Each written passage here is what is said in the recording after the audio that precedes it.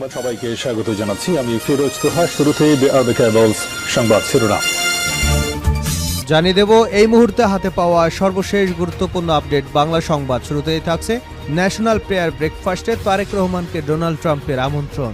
যুক্তরাষ্ট্রের নতুন president Donald ট্রাম্পের ন্যাশনাল প্রেয়ার ব্রেকফাস্টে অংশ নেবার জন্য আমন্ত্রণ পেয়েছেন বিএনপির ভারপ্রাপ্ত চেয়ারম্যান তারেক রহমান সহ দলের ৩ জন। শনিবার বিএনপির মিডিয়া সেলের সদস্য শাহরুল কবির খান এ তথ্য নিশ্চিত করেছেন। আমন্ত্রিত অন্য দুজন হলেন বিএনপির মহাসচিব মির্জা ফখরুল ইসলাম আলমগীর এবং দলের চেয়ারপারসন ফরেন অ্যাফেয়ার্স অ্যাডভাইজারি কমিটির সদস্য আমির খসরু মাহমুদ চৌধুরী।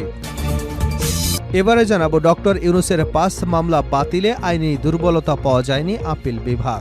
নোবেল বিজয়ী অর্থনীতিবিদ ডক্টর মোহাম্মদ ইউনূসের বিরুদ্ধে শ্রম আইনে করা ৫ মামলার কার্যক্রম বাতিলের হাইকোর্টের রায়ের কোনো দুর্বলতা পাওয়া যায়নি এবং হস্তক্ষেপের প্রয়োজনীয়তাও খুঁজে পাওয়া যায়নি বলে আদেশে উল্লেখ করেছে সুপ্রিম কোর্টের আপিল বিভাগ। শনিবার ডক্টর মোহাম্মদ ইউনূসের পক্ষে আইনজীবী মুস্তাফিজুর রহমান খান আদালতের আদেশের বিষয়টি জানিয়েছেন। জানাবো হাসিনাকে উৎখাতে যুক্তরাষ্ট্রের ভূমিকা নেই, এটা ভারতও বিশ্বাস করে। মার্কিন জাতীয় নিরাপত্তা উপদেষ্টা জ্যাক সুলিভান বলেছেন, শেখ হাসিনার পতনে যুক্তরাষ্ট্রের যে কোনো ভূমিকা নেই সেটা ভারতীয় ঊর্ধ্বতন কর্মকর্তারাও বিশ্বাস করেন। হোয়াইট হাউসের রুজভেল্টের রুমে সাংবাদিকদের একটি নির্বাচিত দলের সঙ্গে কথা বলার সময় তিনি এ মন্তব্য করেন। এদিকে বাংলাদেশ খেলাফত মজলিসের আমির হলেন মাওলানা মামুনুল হক। খেলাফত মজলিসের আমির নির্বাচিত হয়েছেন মাওলানা মামুনুল হক। তিনি এতদিন সংগঠনটির মহাসচিবের দায়িত্ব আছেন, আর মহাসচিব নির্বাচিত হয়েছেন মাওলানা জালালউদ্দিন, যিনি যুগ্ম মহাসচিব ছিলেন। এবারে থাকছে এক প্রতিষ্ঠানই পাচার করেছে $20 বিলিয়ন। বাংলাদেশ ব্যাংকের গভর্নর ডক্টর আহসানাইস মনসুর বলেছেন, বাংলাদেশে দিনে দুপুরে এমনভাবে চুরি হয়েছে যা বিশ্বের আর কোথাও হয়নি। শুধু চট্টগ্রাম ভিত্তিক একটি গ্রুপই $20 বিলিয়ন পাচার করেছে। এবং সর্বশেষ জানাবো আন্তর্জাতিক সংবাদ। যেন বোমা হামলা হয়েছে, এ যেন যুদ্ধের দৃশ্য। দাবানল সম্পর্কে বাইডেন। যুক্তরাষ্ট্রের লস অ্যাঞ্জেলসের ভয়াবহ দাবানল নিয়ে মার্কিন প্রেসিডেন্ট জো বাইডেন বলেছেন, দাবানল দেখে মনে হচ্ছে কেউ যেন বোমা ফেলেছে। এক প্রতিবেদনে বার্তা সংস্থা এপি জানিয়েছে, ভয়াবহ দাবানলে গত 5 দিন ধরে পড়ছে যুক্তরাষ্ট্রের লস অ্যাঞ্জেলস। সবশেষ এতে 11 জনের মৃত্যুর খবর পাওয়া গেছে। এছাড়া ভয়াবহ দাবানলে এখন পর্যন্ত শহরটির 10,000-এরও বেশি অবকাঠামো ধ্বংস হয়ে গেছে, আর পুড়ে গেছে 35,000 একর জমি। এতক্ষণ শিরোনাম শুনছিলেন, এবার বিস্তারিত। প্রিয় দর্শক, আপনি যদি এই চ্যানেলে নতুন হয়ে থাকেন, ভিডিওটি দেখতে দেখতে চ্যানেলটি সাবস্ক্রাইব করে আমাদের সঙ্গে থাকুন। আর এই ভিডিও সম্পর্কে আপনি আপনার মূল্যবান মতামতটি কমেন্ট বক্সে জানিয়ে দিন। আর হ্যাঁ প্রিয় দর্শক, জানিয়ে দিন ভিডিওটি কোথা থেকে দেখছেন। ন্যাশনাল প্রেয়ার ব্রেকফাস্টে খালেদা জিয়া তারেক রহমানকে ডোনাল্ড ট্রাম্পের আমন্ত্রণ। যুক্তরাষ্ট্রের নতুন প্রেসিডেন্ট ডোনাল্ড ট্রাম্পের ন্যাশনাল প্রেয়ার ব্রেকফাস্টে অংশ নেবার জন্য আমন্ত্রণ পেয়েছেন বিএনপি চেয়ারপারসন বেগম খালেদা জিয়া এবং ভারপ্রাপ্ত চেয়ারম্যান তারেক রহমান সহ দলের 4 জন। শনিবার বিএনপির মিডিয়া সেলের সদস্য শাহরুল কবির খান এ তথ্য নিশ্চিত করেছেন। আমন্ত্রিত অন্য দুজন হলেন বিএনপির মহাসচিব মির্জা ফখরুল ইসলাম আলমগীর এবং চেয়ারপারসন ফরেন অ্যাফেয়ার্স অ্যাডভাইজারি কমিটির সদস্য আমির খসরু মাহমুদ চৌধুরী। শাহরুল কবির খান জানান, আগামী 5 থেকে 6 ফেব্রুয়ারি 2025 ওয়াশিংটন ডিসিতে এই অনুষ্ঠান অনুষ্ঠিত হবে। শুক্রবার বিএনপির মহাসচিব আমন্ত্রণপত্র পেয়েছেন। ডক্টর ইউনূসের 5 মামলা বাতিলে আইনি দুর্বলতা পাওয়া যায়নি আপিল বিভাগ। নোবেল বিজয়ী অর্থনীতিবিদ ডক্টর মোহাম্মদ ইউনূসের বিরুদ্ধে শ্রম আইনে করা 5 মামলার কার্যক্রম বাতিলে হাইকোর্টের দেওয়া রায়ে কোনো আইনি দুর্বলতা বা হস্তক্ষেপের প্রয়োজনীয়তা খুঁজে পাওয়া যায়নি, এমনটাই আদেশে উল্লেখ করেছে সুপ্রিম কোর্টের আপিল বিভাগ।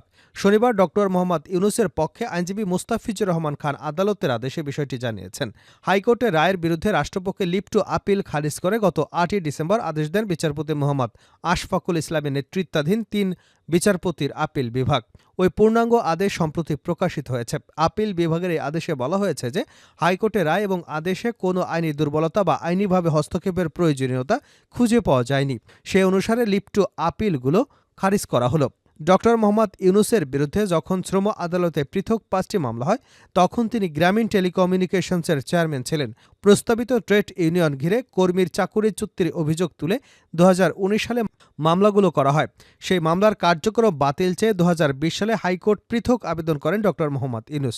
সে আবেদনের শুনানি নিয়ে হাইকোর্ট রুল সহ আদেশ দেন। সেসব রুলের চূড়ান্ত শুনানি শেষে গত বছরের 24 অক্টোবর হাইকোর্ট রুল অ্যাবসোলিউট ঘোষণা করে মামলাগুলোর কার্যক্রম বাতিলের রায় দেন। হাইকোর্ট সে রায়ের বিরুদ্ধে রাষ্ট্রপক্ষের পৃথক 5টি লিভ টু আপিল করে। শুনানি শেষে সেই লিভ টু আপিলগুলো খারিজ করে গত 8 ডিসেম্বর আপিল বিভাগে আদেশ দেন।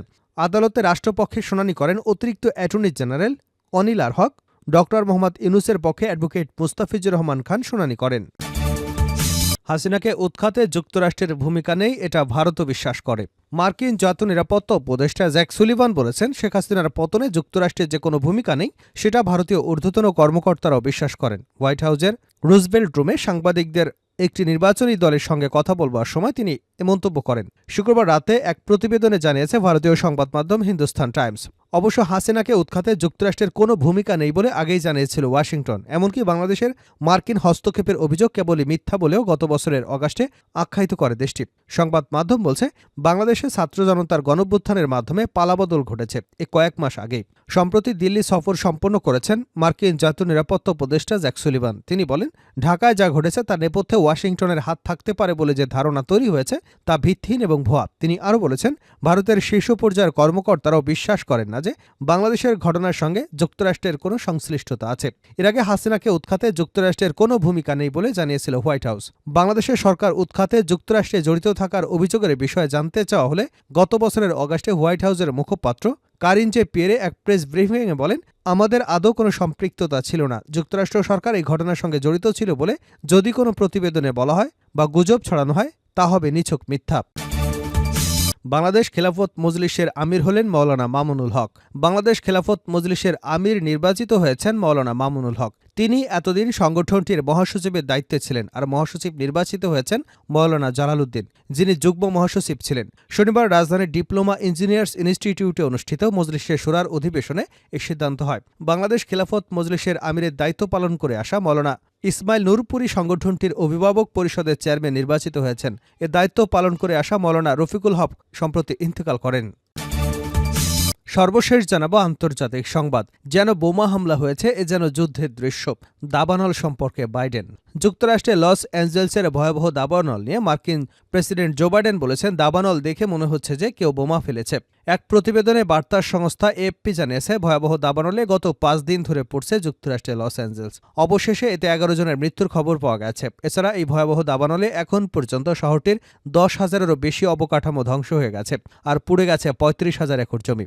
আবহাওয়া বিষয়ক সরকারি সংস্থা অ্যাকুয়েদার শুক্রবার জানিয়েছে, দাবানলে 135 থেকে 150 বিলিয়ন ডলারের ক্ষয়ক্ষতি হয়েছে, আর এই ক্ষতি পুষিয়ে উঠতে দীর্ঘ সময় লাগবে। মার্কিন প্রেসিডেন্ট জো বাইডেন এই দাবানলকে যুদ্ধের দৃশ্য হিসেবে অভিহিত করেছেন। তিনি বলেছেন, এই দাবানল আমাকে যুদ্ধের দৃশ্যের কথা মনে করিয়ে দিচ্ছে, যেখানে নির্দিষ্ট লক্ষ্যবস্তুতে বোমা ফেলা হয়েছে। এটি যেন পুরোপুরি যুদ্ধক্ষেত্রের দৃশ্য। স্থানীয় সময় শুক্রবার ওভাল অফিসে বাইডেনকে দাবানলের সবশেষ পরিস্থিতি সম্পর্কে জানানো হয়। ক্ষতিগ্রস্ত এলাকাগুলোতে লুটপাটের বিষয়টি স্বীকার করেছে মার্কিন প্রেসিডেন্ট। তিনি বলেন, লুটপাটের স্পষ্ট প্রমাণ রয়েছে। আমরা প্রমাণ পেয়েছি আক্রান্ত এলাকায় অনেকে গিয়ে লুটপাট করছে। এছাড়া দাবানল নিয়ে মিথ্যা তথ্য ছড়ানোয় ট্রাম্পের সমালোচনা করেন তিনি।